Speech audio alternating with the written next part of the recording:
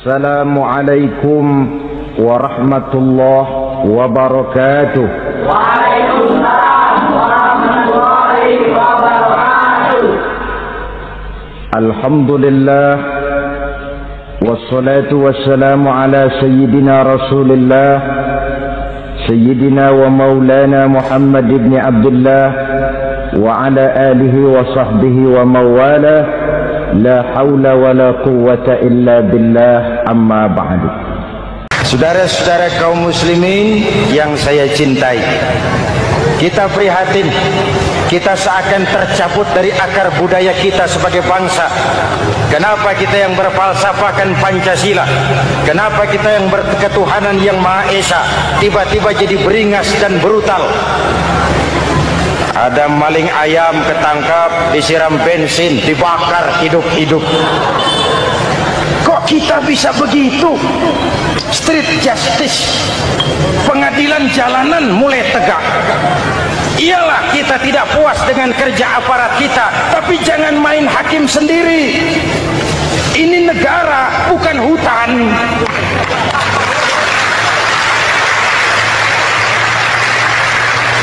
Jangan mencegah kemunkaran dengan menegakkan kemunkaran baru. Oleh hal-hal yang sepele yang mestinya kita bisa mencari jalan keluar dengan baik. Ayo luruskan saf, rapatkan barisan, satukan langkah, tautkan hati. Kita satu umat yang satu, diikat oleh Al-Quran. Hanya dengan kebersamaan kita akan mampu menata hari esok yang lebih baik atas dasar keadilan dan kebenaran.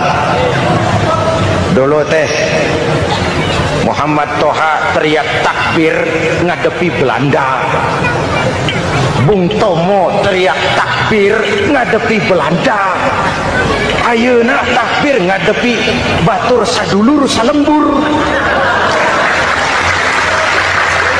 Nanaonan.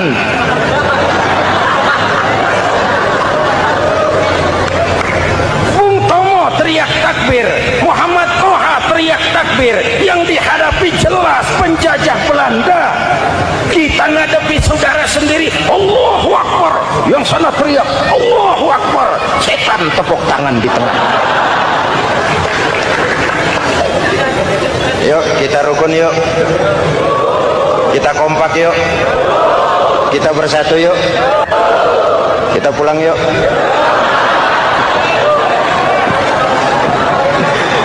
Ini misi kedua. Misi yang ketiga, Al-Quran membebaskan manusia dari gaya hidup sekuler. Quran mengingatkan, awas bung, ada hidup sesudah mati, ada akhirat sesudah dunia. Lebih untung orang yang percaya akhirat daripada yang tidak. Paling tidak hidupnya normatif. Contoh, saudara yakin akhirat ada, lalu saudara hidup baik-baik, menjauhi yang munkar, meninggalkan yang haram, saudara sujud, puasa, jihad, lalu saudara mati. Setelah mati ternyata akhirat tidak ada. Tidak ada ruginya. Paling kurang kita sudah dicatat sebagai orang baik. Sebaliknya, saudara tidak percaya sama akhirat, lalu hidup seenaknya, judi, mabuk, zina, nipu orang, korupsi, tenggelam dalam kemunkaran, lalu mati. Setelah mati ternyata akhirat ada. Baik, kemana anjen? Lebih untung orang yang percaya akhirat ketimbang yang tidak. Hidupnya ada rem. Iya pak, saya kepengen banyak uang, tapi kalau main judi nanti di akhirat bagaimana? Iya, saya kepengen jadi orang kaya, tapi kalau korupsi, nipu orang, buka peternakan tuyul, nanti di akhirat bagaimana? Gaya hidup yang berkeseimbangan. Ada hidup sesudah mati dan ada akhirat sesudah dunia. Yang keempat, Quran membebaskan manusia dari belenggu kebodohan. Quran ayat yang pertama turun sudah berkata, Iqra, baca, kamu jangan jadi bodoh. Kebodohan menimbulkan kemiskinan, kemiskinan mendekatkan kepada kekufuran. Yang kelima, ini kado buat ibu-ibu. Quran mengangkat harkat, derajat dan martabat kaum wanita. Sebelum Quran turun, sebelum Islam datang, nasib wanita sangat menyedihkan. Dilahirkan hanya untuk melahirkan. Kalaupun berperan, peranannya tidak lebih segitiga. Dapur, sumur, kasur. Kasur, sumur, dapur. Dapur, sumur, kasur. Wanita dilecehkan, sekadar alat pemuas nafsu. Datang Islam, Rasul terenyuh. An-nisa imadul bilad. Wanita adalah tiangnya negara. Jikalau baik wanita, baik negara. Jikalau rusak wanita, hancur negara. Karena wanita, negara jaya. Betul? Karena wanita, negara hancur. Betul? Maka wanita adalah bidadari yang kadang-kadang setan. Kadang-kadang.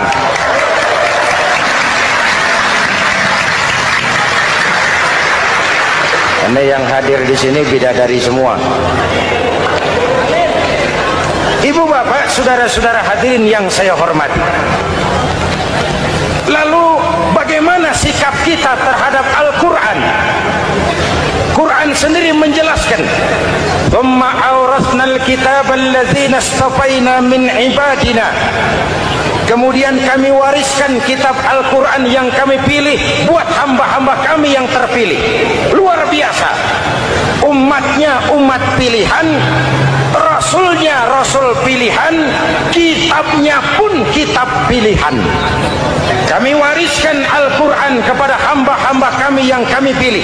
Bagaimana sikap mereka setelah menerima Al-Quran? Terbagi tiga. Pertama, faminhum zalimun linafsihi. Di antara mereka ada yang setelah menerima Al-Quran lalu zalim kepada dirinya sendiri. Diterimanya Al-Quran dengan lidahnya, tapi ditolak dengan perbuatannya. Mulutnya menjunjung Al-Quran, perbuatannya menginjak Al-Quran. Quran bilang ke barat, dia pergi ke timur.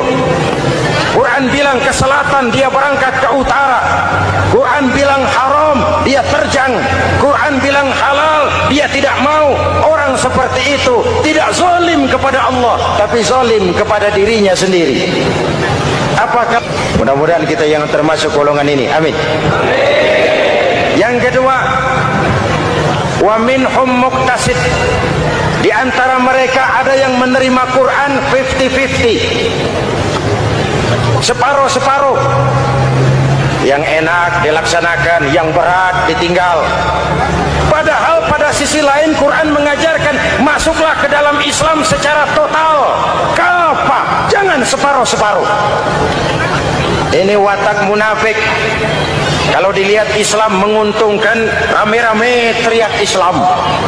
Ketika diminta berjihad, diminta berkorban, diminta zakat, rame-rame mengundurkan diri.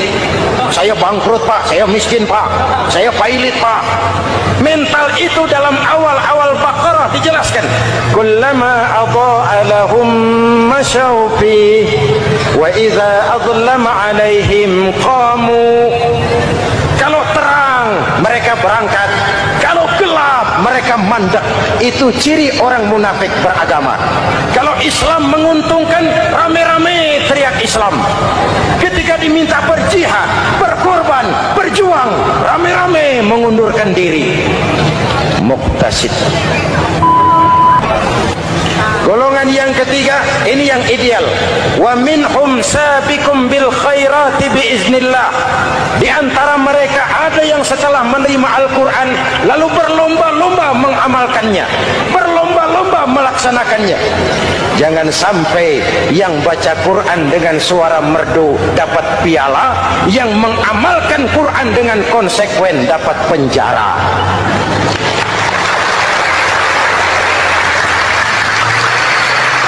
Itu ironi, itu menyedihkan, itu memilukan, dan itu memalukan.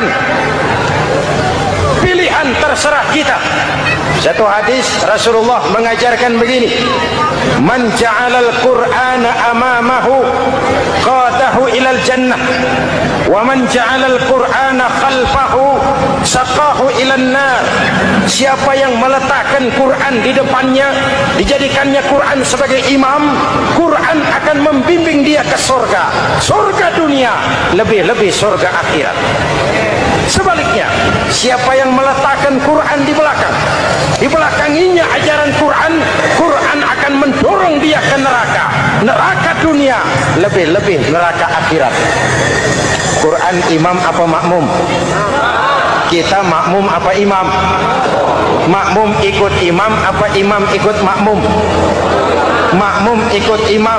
Jikalau Quran adalah imam, jikalau kita adalah makmum, ke barat kata Quran, ke barat kita berangkat, ke timur kata Quran, ke timur kita menuju, halal kata Quran, itu yang kita ambil.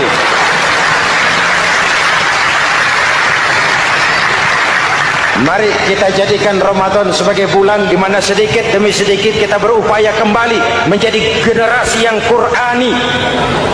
Rasulullah pernah ditanya, kalau Tuhan wafat ya Rasul, kemana kami minta nasihat? Aku tinggalkan kamu dua nasihat, satu yang diam saja, satu yang bisa bicara. Yang bisa bicara apa ya Rasul? Al-Quran. Minta nasihat Quran. Yang diam saja apa ya Rasul? Maut. Dalam hidup ada dua nasihat, nasihat yang bisa bicara Al-Quran, nasihat yang diam saja maut. Kok kita bisa begitu? Street justice, pengadilan jalanan mulai tegak. Iyalah kita tidak puas dengan kerja aparat kita, tapi jangan main hakim sendiri. Ini negara bukan hutan.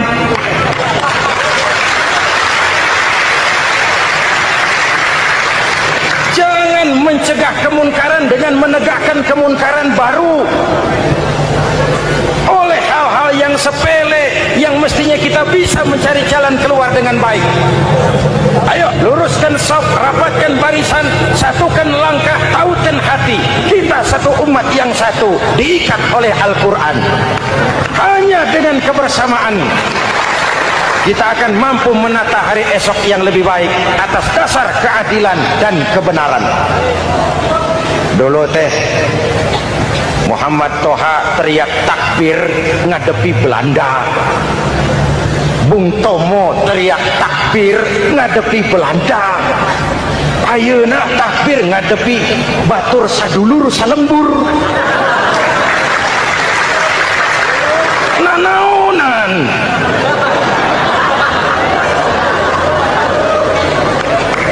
Bung Tomo teriak takbir, Muhammad Toha teriak takbir, yang dihadapi jelas penjajah Belanda.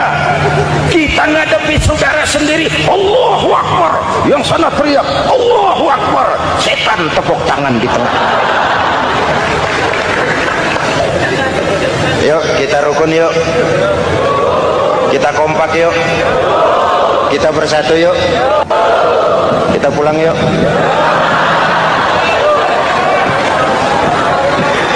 Ini misi kedua. Misi yang ketiga, Al-Quran membebaskan manusia dari gaya hidup sekuler. Quran mengingatkan, awas bung, ada hidup sesudah mati, ada akhirat sesudah dunia. Lebih untung orang yang percaya akhirat daripada yang tidak. Paling tidak hidupnya normatif. Contoh, saudara yakin akhirat ada, lalu saudara hidup baik-baik, menjauhi yang munkar, meninggalkan yang haram, saudara sujud, puasa, jihad, lalu saudara mati. Setelah mati ternyata akhirat tidak ada. Tidak ada ruginya. Paling kurang kita sudah dicatat sebagai orang baik.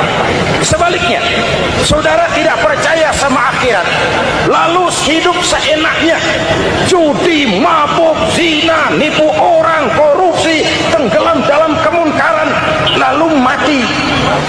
Setelah mati ternyata akhirat ada. Baik, kemana anjen? Lebih untung orang yang percaya akhirat ketimbang yang tidak. Hidupnya ada rem.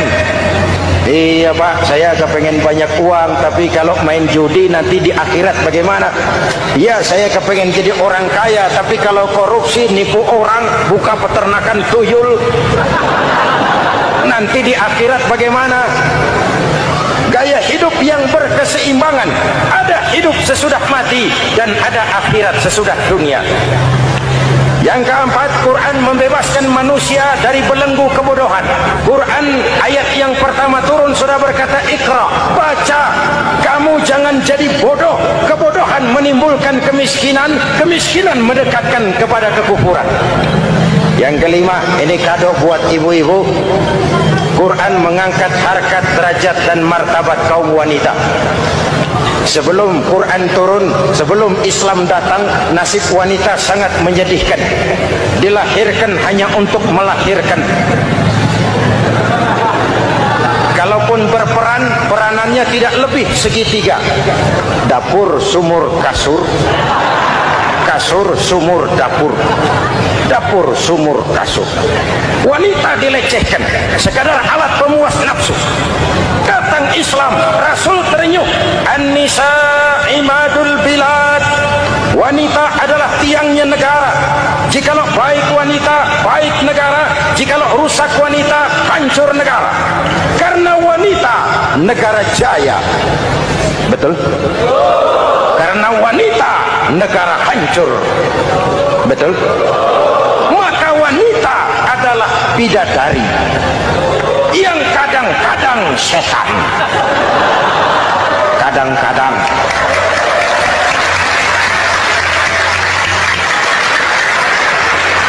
Ini yang hadir di sini bidadari semua.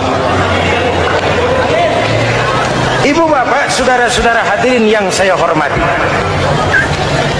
Lalu bagaimana sikap kita terhadap Al-Quran? Quran sendiri menjelaskan, "Tsumma awrasnal kitaba allazina istafaina min ibadina." Kemudian kami wariskan kitab Al-Quran yang kami pilih buat hamba-hamba kami yang terpilih. Luar biasa. Umatnya umat pilihan, Rasulnya Rasul pilihan, kitabnya pun kitab pilihan. Kami wariskan Al-Quran kepada hamba-hamba kami yang kami pilih. Bagaimana sikap mereka setelah menerima Al-Quran? Terbagi tiga. Pertama, faminhum zalimun li nafsihi. Di antara mereka ada yang setelah menerima Al-Quran lalu zalim kepada dirinya sendiri. Diterimanya Al-Quran dengan lidahnya, tapi ditolak dengan perbuatannya. Mulutnya menjunjung Al-Quran, perbuatannya menginjak Al-Quran. Quran bilang ke barat, dia pergi ke timur. Quran bilang ke selatan, dia berangkat ke utara. Quran bilang haram, dia terjang. Quran bilang halal, dia tidak mau. Orang seperti itu tidak zalim kepada Allah, tapi zalim kepada dirinya sendiri. Apa kalau kita, mudah-mudahan kita yang termasuk golongan ini, amin. Yang kedua, wa minhum muqtasid. Di antara mereka ada yang menerima Quran 50-50. Separuh-separuh. Yang enak dilaksanakan, yang berat ditinggal. Padahal pada sisi lain Quran mengajarkan masuklah ke dalam Islam secara total. Kafah, jangan separuh-separuh. Ini watak munafik. Kalau dilihat Islam menguntungkan, rame-rame teriak Islam. Ketika diminta berjihad, diminta berkorban, diminta zakat, rame-rame mengundurkan diri. Saya bangkrut Pak, saya miskin Pak, saya pailit Pak. Mental itu dalam awal-awal Baqarah dijelaskan. Kullama adha'a lahum masyaw fihi wa idza adlama 'alaihim qamu. Kalau terang mereka berangkat, kalau gelap mereka mandek. Itu ciri orang munafik beragama. Kalau Islam menguntungkan, rame-rame teriak Islam. Ketika diminta berjihad, berkorban, berjuang, rame-rame mengundurkan diri. Muqtasid. Golongan yang ketiga, ini yang ideal. Wa minhum sabiqum bil khairati biiznillah. Di antara mereka ada yang setelah menerima Al-Quran lalu berlomba-lomba mengamalkannya, berlomba-lomba melaksanakannya. Jangan sampai yang baca Quran dengan suara merdu dapat piala, yang mengamalkan Quran dengan konsekuen dapat penjara.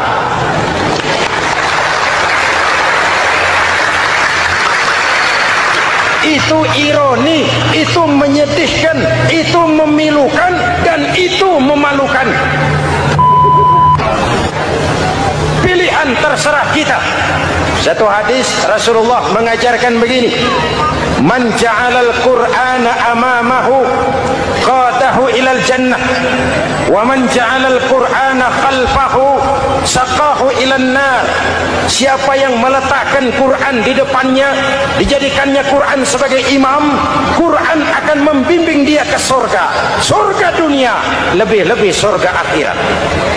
Sebaliknya, siapa yang meletakkan Quran di belakang, dibelakanginya ajaran Quran, Quran akan mendorong dia ke neraka, neraka dunia, lebih-lebih neraka akhirat. Quran imam apa makmum? Kita makmum apa imam? Makmum ikut imam apa imam ikut makmum? Makmum ikut imam. Jikalau Quran adalah imam, jikalau kita adalah makmum. Ke barat kata Quran, ke barat kita berangkat. Ke timur kata Quran, ke timur kita menuju. Halal kata Quran, itu yang kita ambil.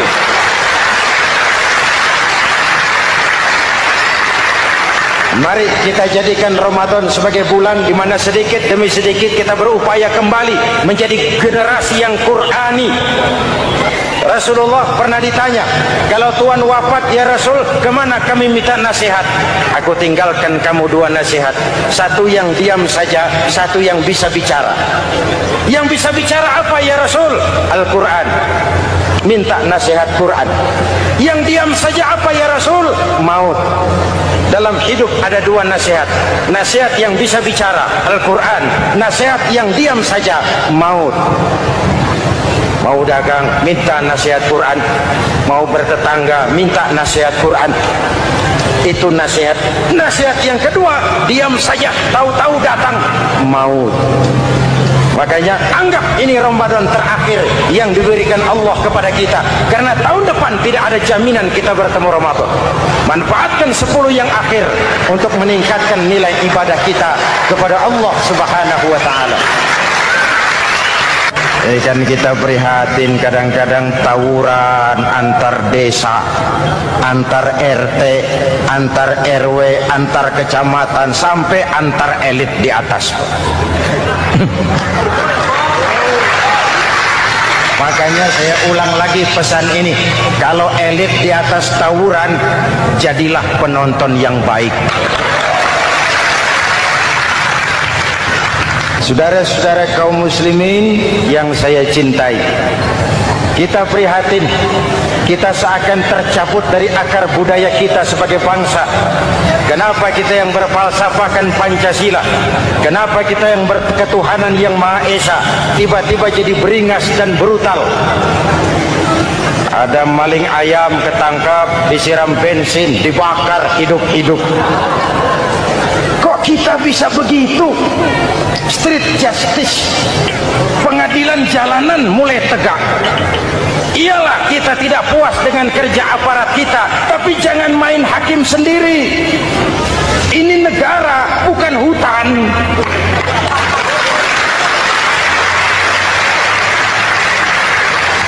Jangan mencegah kemunkaran dengan menegakkan kemunkaran baru. Oleh hal-hal yang sepele yang mestinya kita bisa mencari jalan keluar dengan baik. Ayo luruskan saf, rapatkan barisan, satukan langkah, tautkan hati. Kita satu umat yang satu, diikat oleh Al-Quran. Hanya dengan kebersamaan kita akan mampu menata hari esok yang lebih baik atas dasar keadilan dan kebenaran. Dulu teh Muhammad Toha teriak takbir ngadepi Belanda. Bung Tomo teriak takbir ngadepi Belanda. ayeuna takbir ngadepi batur sadulur salembur. Nanaonan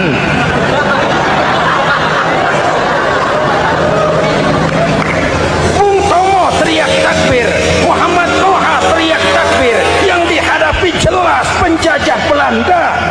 Kita ngadepi saudara sendiri, Allahu Akbar, yang sana teriak Allahu Akbar, setan tepuk tangan di tengah.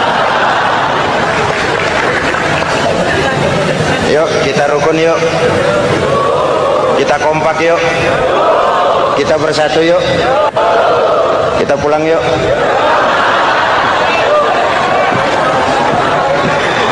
Ini misi kedua. Misi yang ketiga, Al-Quran membebaskan manusia dari gaya hidup sekuler. Quran mengingatkan, awas bung, ada hidup sesudah mati, ada akhirat sesudah dunia. Lebih untung orang yang percaya akhirat daripada yang tidak. Paling tidak hidupnya normatif. Contoh, saudara yakin akhirat ada, lalu saudara hidup baik-baik, menjauhi yang munkar, meninggalkan yang haram, saudara sujud, puasa, jihad, lalu saudara mati. Setelah mati ternyata akhirat tidak ada. Tidak ada ruginya. Paling kurang kita sudah dicatat sebagai orang baik.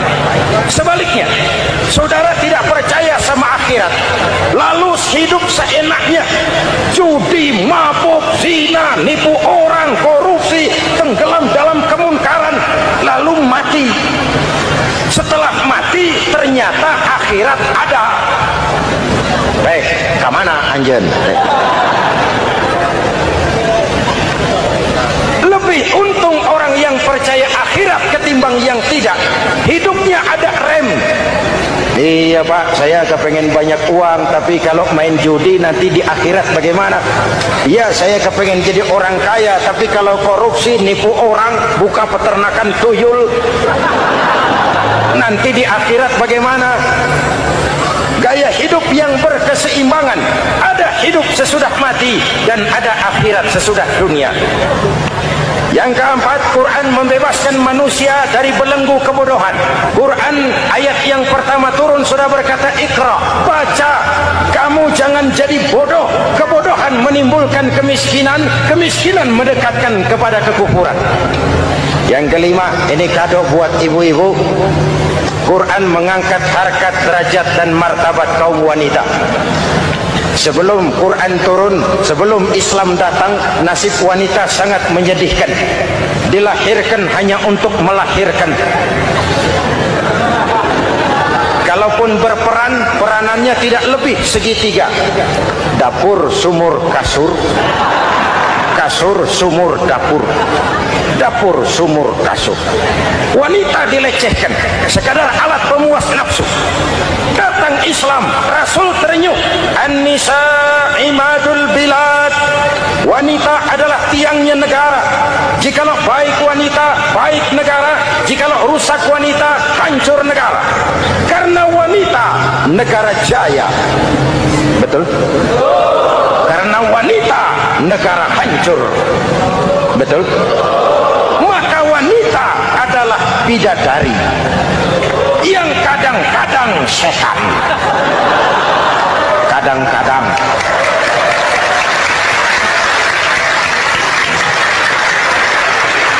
Karena yang hadir di sini bidadari semua.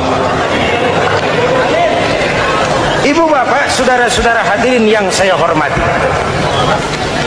Lalu bagaimana sikap kita terhadap Al-Quran? Quran sendiri menjelaskan, "Tsumma awrasnal kitaba alladzina istafaina min ibadina." Kemudian kami wariskan kitab Al-Quran yang kami pilih buat hamba-hamba kami yang terpilih. Luar biasa. Umatnya umat pilihan, Rasulnya Rasul pilihan, kitabnya pun kitab pilihan.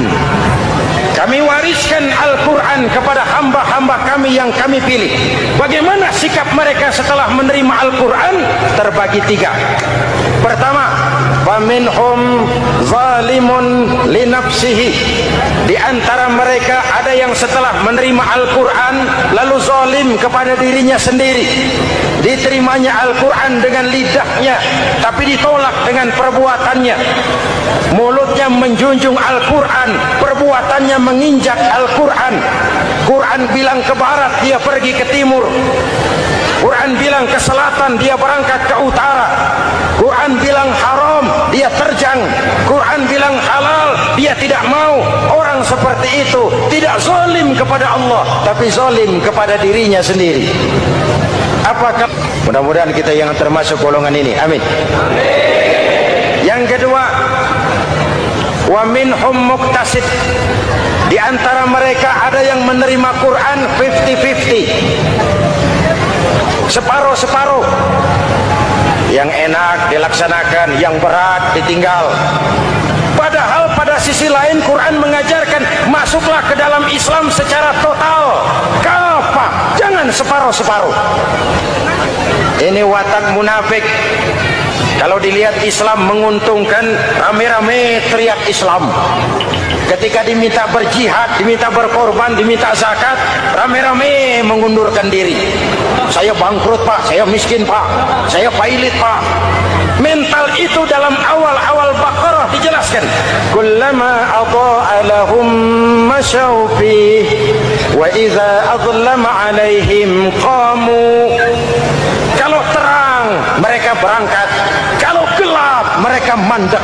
Itu ciri orang munafik beragama. Kalau Islam menguntungkan, rame-rame teriak Islam. Ketika diminta berjihad, berkorban, berjuang, rame-rame mengundurkan diri. Muqtasid. Golongan yang ketiga, ini yang ideal.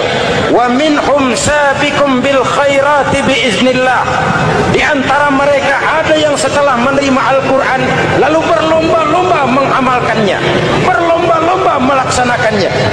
Jangan sampai yang baca Quran dengan suara merdu dapat piala, yang mengamalkan Quran dengan konsekuen dapat penjara.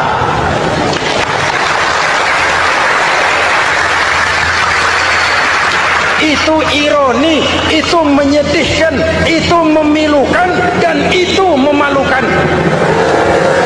Pilihan terserah kita. Satu hadis Rasulullah mengajarkan begini: man ja'alal Qur'ana amamahu qadahu ilal jannah, wa man ja'alal Qur'ana khalfahu saqahu ilan nar. Siapa yang meletakkan Quran di depannya, dijadikannya Quran sebagai imam, Quran akan membimbing dia ke surga, surga dunia, lebih-lebih surga akhirat. Sebaliknya, siapa yang meletakkan Quran di belakang, dibelakanginya ajaran Quran, Quran akan mendorong dia ke neraka, neraka dunia, lebih-lebih neraka akhirat. Quran imam apa makmum? Kita makmum apa imam? Makmum ikut imam apa imam ikut makmum? Makmum ikut imam. Jikalau Quran adalah imam, jikalau kita adalah makmum. Ke barat kata Quran, ke barat kita berangkat. Ke timur kata Quran, ke timur kita menuju. Halal kata Quran, itu yang kita ambil.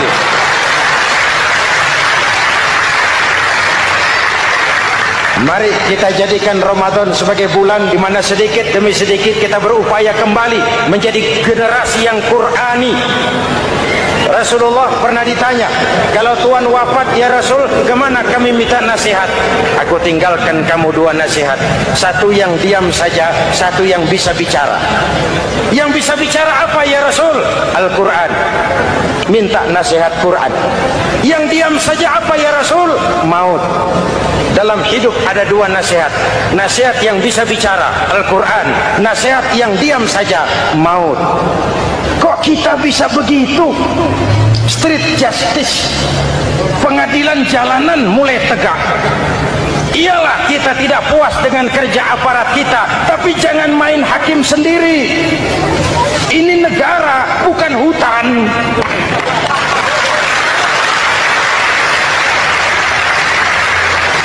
Jangan mencegah kemunkaran dengan menegakkan kemunkaran baru. Oleh hal-hal yang sepele yang mestinya kita bisa mencari jalan keluar dengan baik. Ayo luruskan shaf, rapatkan barisan, satukan langkah, tautan hati. Kita satu umat yang satu, diikat oleh Al-Quran. Hanya dengan kebersamaan kita akan mampu menata hari esok yang lebih baik atas dasar keadilan dan kebenaran. Dulu teh Muhammad Toha teriak takbir ngadepi Belanda. Bung Tomo teriak takbir ngadepi Belanda. Ayeuna takbir ngadepi batur sadulur salembur. Nanaonan.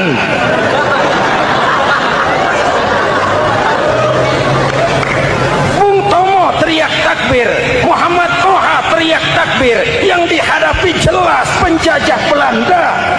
Kita ngadepi saudara sendiri, Allahu Akbar. Yang sana teriak Allahu Akbar. Setan tepuk tangan di tengah. Yuk kita rukun yuk. Kita kompak yuk. Kita bersatu yuk. Kita pulang yuk.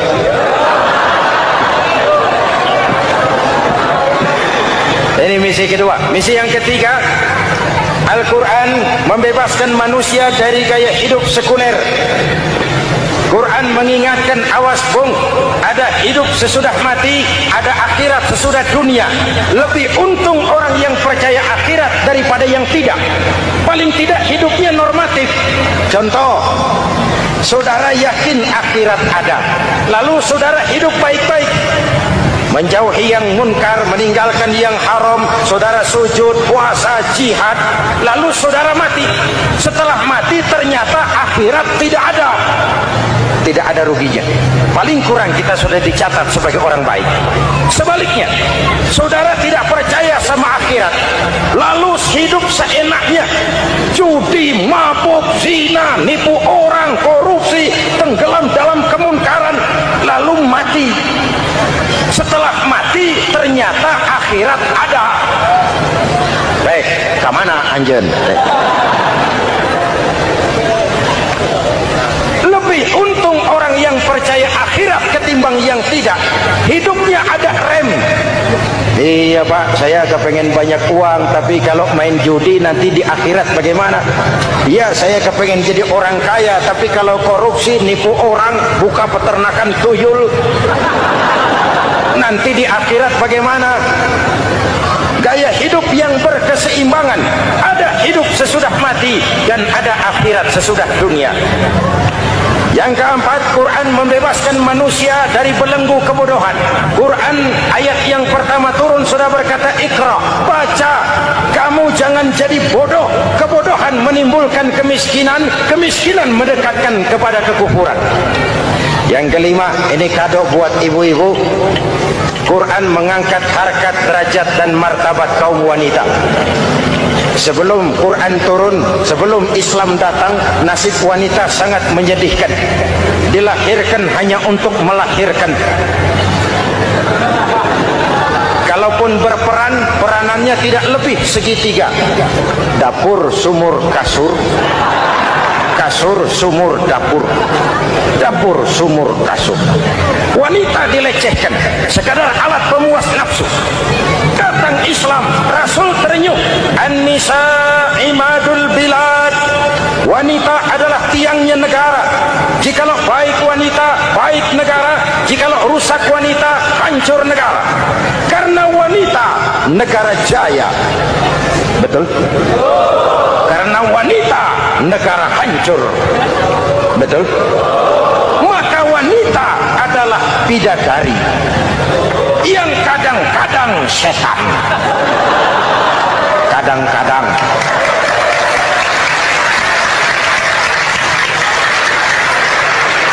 Ini yang hadir di sini bidadari semua. Ibu bapak, saudara-saudara hadirin yang saya hormati. Lalu bagaimana sikap kita terhadap Al-Quran? Quran sendiri menjelaskan, "Tsumma awratsnal kitaba alladzina istafaina min ibadina." Kemudian kami wariskan kitab Al-Quran yang kami pilih buat hamba-hamba kami kami yang terpilih. Luar biasa. Umatnya umat pilihan, rasulnya rasul pilihan, kitabnya pun kitab pilihan. Kami wariskan Al-Quran kepada hamba-hamba kami yang kami pilih. Bagaimana sikap mereka setelah menerima Al-Quran? Terbagi tiga. Pertama, faminhum zalimun li nafsihi. Di antara mereka ada yang setelah menerima Al-Quran lalu zalim kepada dirinya sendiri. Diterimanya Al-Quran dengan lidahnya, tapi ditolak dengan perbuatannya.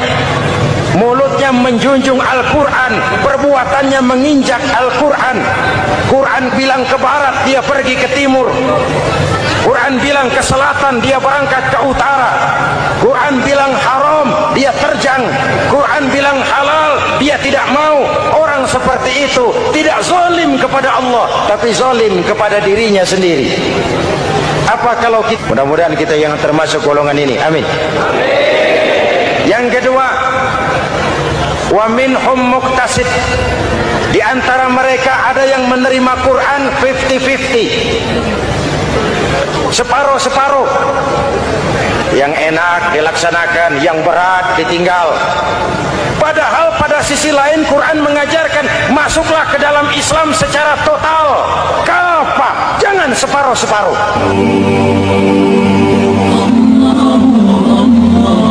Pertemuan yang lalu sudah saya jelaskan bahwa hidup selalu berakhir dengan kematian. Apabila datang kematian menimpa seseorang, datanglah kiamat baginya. Itu yang disebut dengan kiamat kecil. Hakikatnya mati adalah perpindahan dari kehidupan di dunia ini menuju kehidupan di alam barzakh. Menunggu kita di alam barzakh sampai datangnya saat kiamat. Entah 10 tahun, entah 100 tahun, entah 1000 tahun, hanya Allah saja yang maha tahu. Adapun orang-orang beriman yang melakukan amal kebajikan dalam kehidupan di dunia ini, masa penantian yang lama di alam barzakh buat mereka sebentar saja. Tetapi bagi orang-orang kafir yang ingkar, yang tidak beriman kepada Allah, yang hidup di dunia cuma menumpuk-numpuk dosa, tentu penantian di alam barzakh akan merupakan waktu yang sangat lama. Bukankah dalam kehidupan kita waktu itu memang relatif? Contoh misalnya, bagi pemuda-pemudi yang sedang duduk asik memadu cinta, waktu 4-5 jam saja rasanya cuma 4-5 menit. Tenggelam oleh keasikan. Tapi buat orang yang berbaring di rumah sakit, meratap di balik-balik apa itu tembok derita kata lagu, di balik dinding-dinding penjara, sehari bagai seminggu, seminggu rasa sebulan, sebulan boleh jadi rasa setahun. Penantian yang sangat lama. Kapan kiamat itu akan datang? Ini rahasia Allah.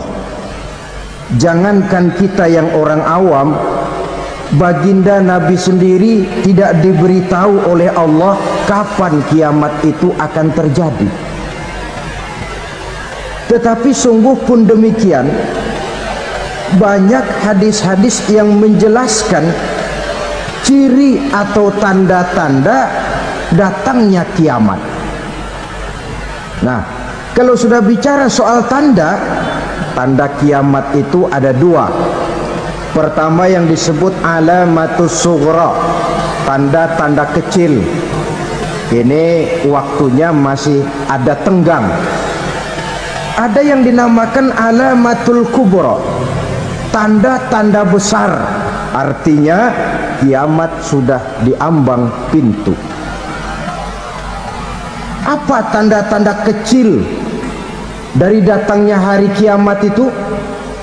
Misalnya kata Nabi, apabila ilmu sudah diangkat oleh Allah, artinya apabila ulama sudah banyak wafat, minat orang belajar agama berkurang, lalu kebodohan nampak merajalela di mana-mana, zina dikerjakan secara terbuka, minuman-minuman keras jadi kebanggaan, itu termasuk di antara tanda-tanda kecil terjadinya hari kiamat. Apalagi misalnya iza waladatil ammatu rabbataha, apabila budak sudah melahirkan tuan. Apa maksudnya? Ada yang mentafsirkan apabila anak sudah bisa membudaki orang tuanya. Orang tua yang melahirkan dia, yang membesarkan dia, demi setelah si anak besar jadi orang berpangkat, bertitel, berharta, berkedudukan, jadilah orang tua itu budaknya. Sehingga sering dibilang kalau orang tua kaya, anak jadi raja. Tapi kalau anak yang kaya, orang tua sering jadi budak. Apalagi munculnya fitnah yang bergelombang, timbul perang antara dua bangsa yang besar, waktu berjalan terasa sangat pendek sekali. Itu merupakan tanda di antara tanda-tanda kiamat. Termasuk di dalamnya sulit membedakan mana laki, mana perempuan. Kan kalau tanda-tanda kayak begini sekarang sudah banyak kita lihat kan. Lama banyak wafat, penggantinya sulit. Zina dikerjakan berterang-terangan, minuman keras jadi kebanggaan,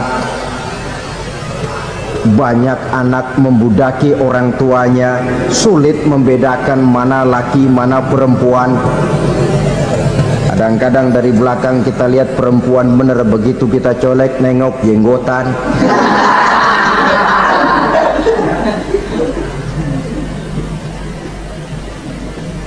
Ini termasuk tanda-tanda kecil, masih ada tenggang sampai akan terjadinya kiamat itu.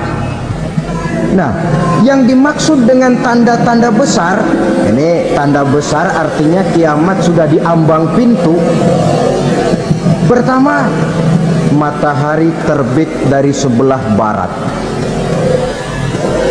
Apabila matahari sudah terbit dari arah sebelah barat, tertutuplah sudah pintu taubat.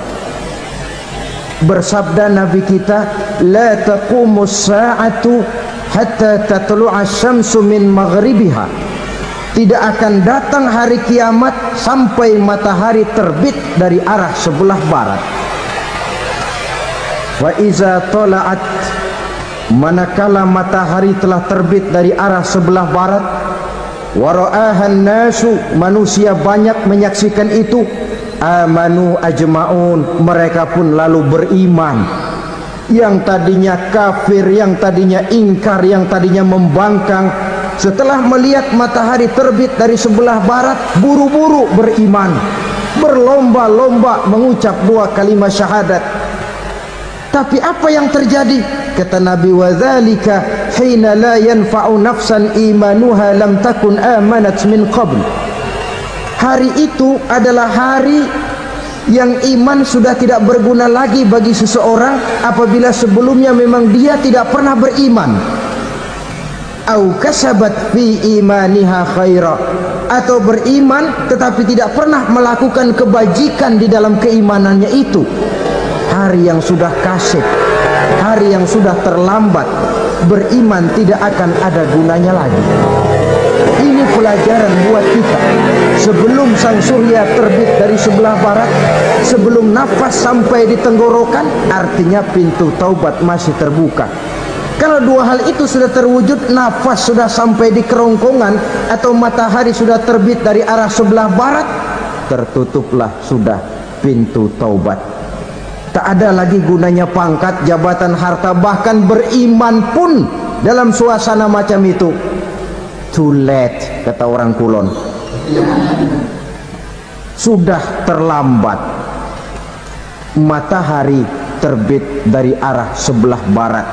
Itu tanda besar, artinya kiamat sudah di ambang pintu.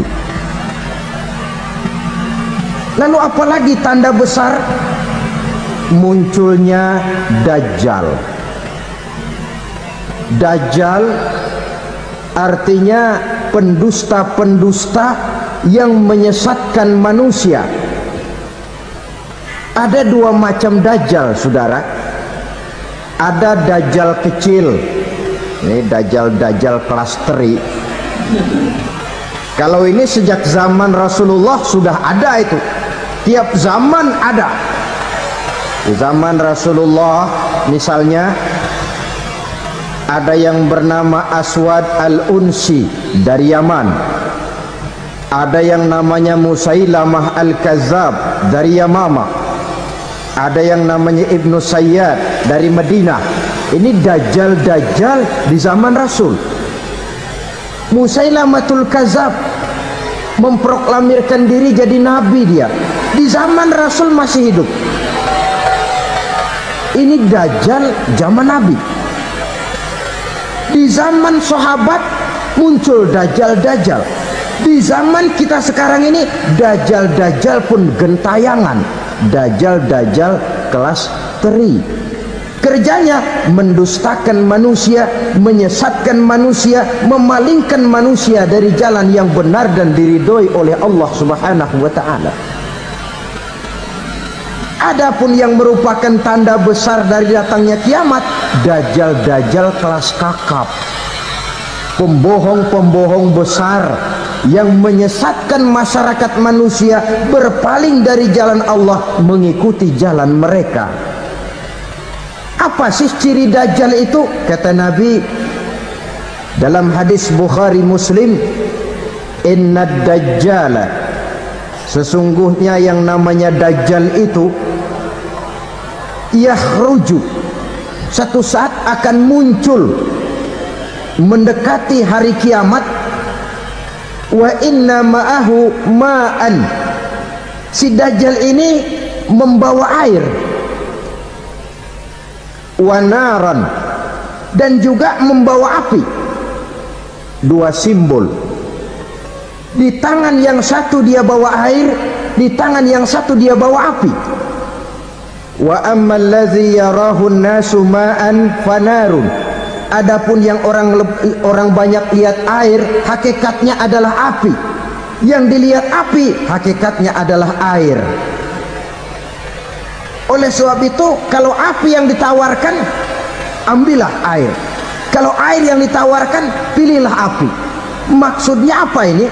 Ini bahasa simbol, saudara-saudara. Dajjal bicaranya seolah-olah untuk kepentingan manusia, menawarkan surga. Surga yang dia tawarkan hakikatnya neraka.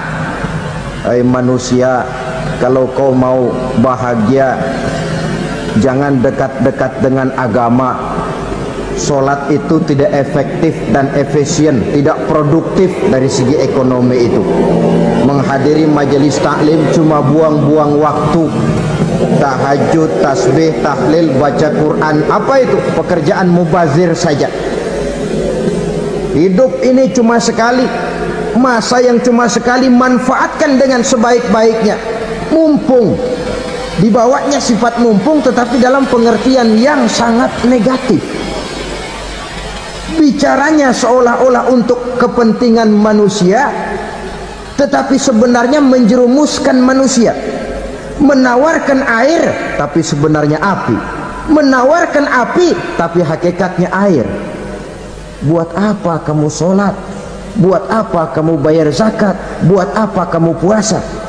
Surga yang dicanangkan Dajjal hakikatnya neraka. Neraka yang digambarkan Dajjal pada dasarnya adalah surga. Jadi memutarbalikkan fakta itu kerjaan Dajjal. Yang hak jadi batil, yang batil dibilang hak, yang benar jadi salah, yang salah malah jadi benar. Tuntunan disuruh jadi tontonan, tontonan malah menjadi tuntunan.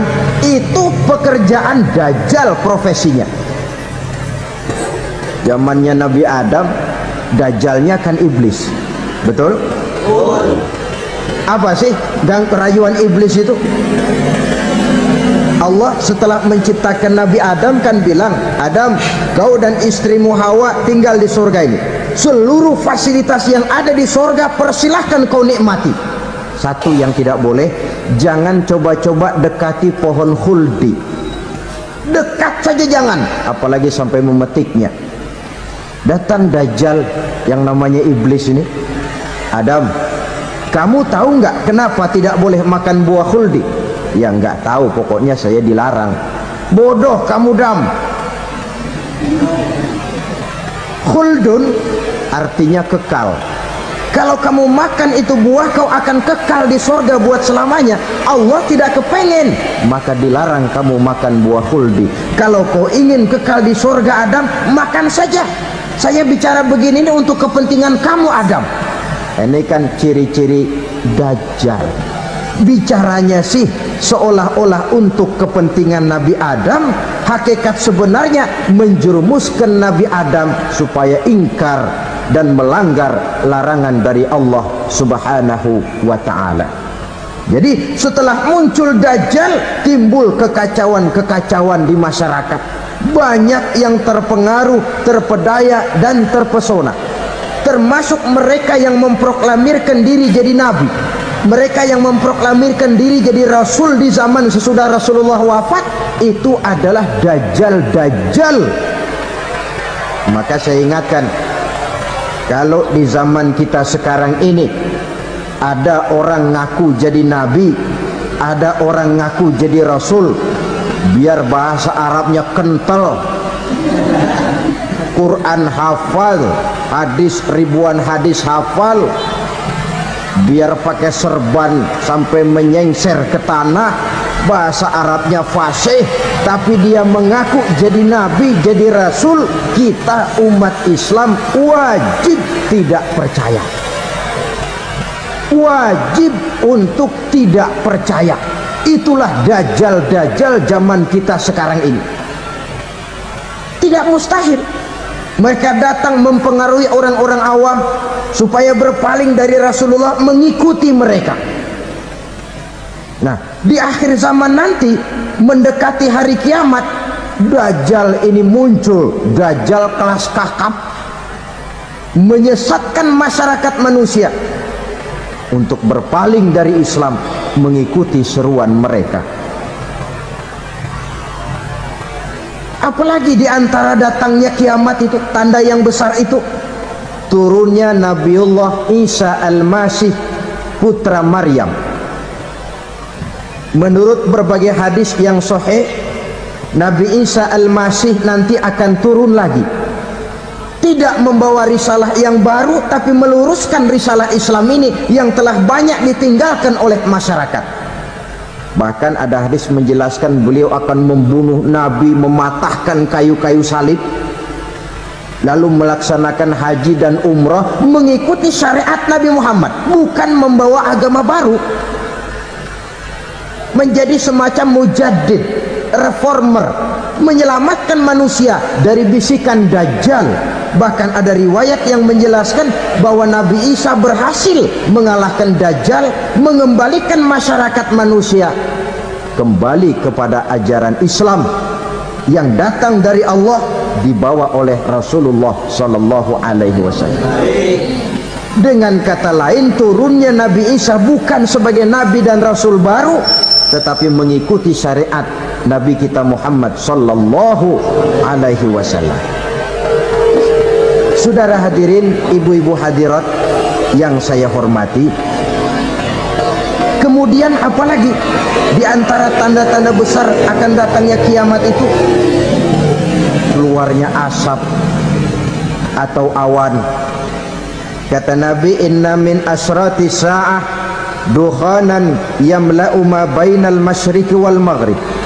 Di antara tanda-tanda kiamat munculnya awan atau asap yang memenuhi antara langit dan bumi. Ini pun diperkuat dalam surah Ad-Dukhan ayat 10. Fartaqib yauma ta'ti as-sama' bidukhanin mubin fayughshan nas hadza azabun ali. Bagi orang-orang yang beriman, mereka biasa-biasa saja. Tapi bagi orang kufur, datangnya asap dan awan ini merupakan azab yang kelewat pedih. Barangkali sedikit mendekati gambaran tentang azab yang pedih ini, saya ingatkan alam pikiran kita kepada peristiwa yang belum lama terjadi. Pernah dengar berita bocornya reaktor nuklir di Chernobyl, Uni Soviet? Pernah dengar? Bocornya reaktor nuklir di Chernobyl yang mengakibatkan ratusan bahkan sangat mungkin ribuan nyawa. Cuma satu reaktor. Bagaimana kalau seluruh cadangan nuklir yang dimiliki oleh para negara adik kuasa ini diledakkan? Bahkan yang konon menurut catatan, cadangan nuklir yang dimiliki bersama oleh Amerika dan Rusia sekarang ini sudah sanggup memusnahkan 6 miliar manusia, 1,5 kali lebih banyak dari jumlah manusia yang nongkrong di permukaan bumi ini. Saudara-saudara hadirin yang saya hormati, lalu saat mendekati hari kiamat, apalagi tandanya setelah Nabi Isa wafat, pada saat turunnya yang kedua kali, lalu Allah meniupkan angin sejuk. Semua orang-orang beriman, orang-orang baik wafat, sehingga penghuni bumi ini cuma tinggal lagi terdiri dari orang-orang kafir.